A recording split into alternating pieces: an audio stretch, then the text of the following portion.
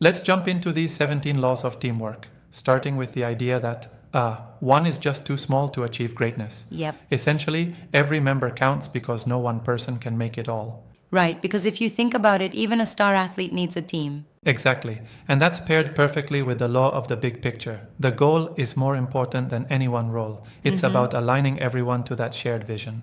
Now that's interesting. So it's like everyone has their niche where they add the most value? Yes, totally. The law of the niche shows that each player has that special spot where their skills shine the brightest. It prevents overlap and lets strengths combine. And when challenges get tougher, like climbing Mount Everest, so to speak, teamwork becomes even more crucial, right? Spot on.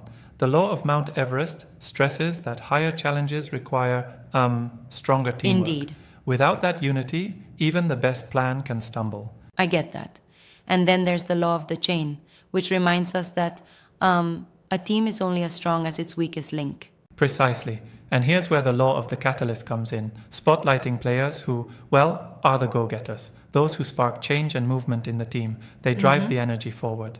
Now, I'm curious about the law of the compass. Does that mean vision basically gives the team a clear direction? Yeah, absolutely. It's about having a guiding vision that boosts confidence and directs action. And that couples nicely with the law of the bad apple, which warns that negative attitudes can really, well, ruin a team from inside out.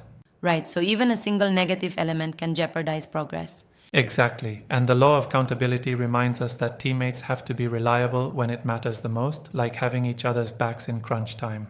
Yeah.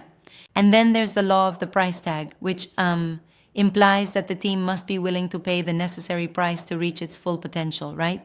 Correct. It's all about commitment. When you're invested fully, you're prepared to face the hard work. Equally important is the law of the scoreboard. Knowing where you stand helps you adjust your strategies. I like that. Feedback loops are essential. For sure. And then we have the law of the bench, which underscores that great teams have depth, meaning nurturing talent beyond just the starting Right. lineup. But what about identity? Does that factor into the mix? Absolutely. The law of identity is about shared values defining the team. Without common principles, it's like steering without a compass. Yeah, exactly. Speaking of steering, the law of communication reminds us that interaction actually fuels action. Yes, clear, honest communication is the lifeblood of a cohesive team, like oil in the engine. And then, the law of the edge. That's where leadership makes the real difference between two equally talented teams, isn't it? Right? Leadership is that subtle, energetic spark that amplifies every member's contribution. Right.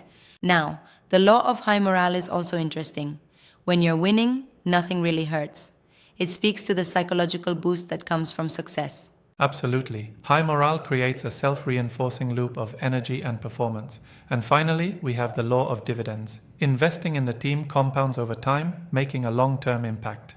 Yeah, I can see that. It's fascinating how each law builds on the concept that teamwork isn't just about working together, but about aligning values, roles, and constant communication. Exactly. And while I totally agree with all these points, I do wonder, isn't it a bit idealistic sometimes to expect every player to fully align with shared values? Yeah, that's a fair But overall, these principles provide a solid framework for building truly effective teams.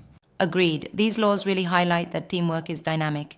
It's about growth, trust, and a lot of mutual commitment. Totally. And that wraps up our dive into the 17 laws of teamwork.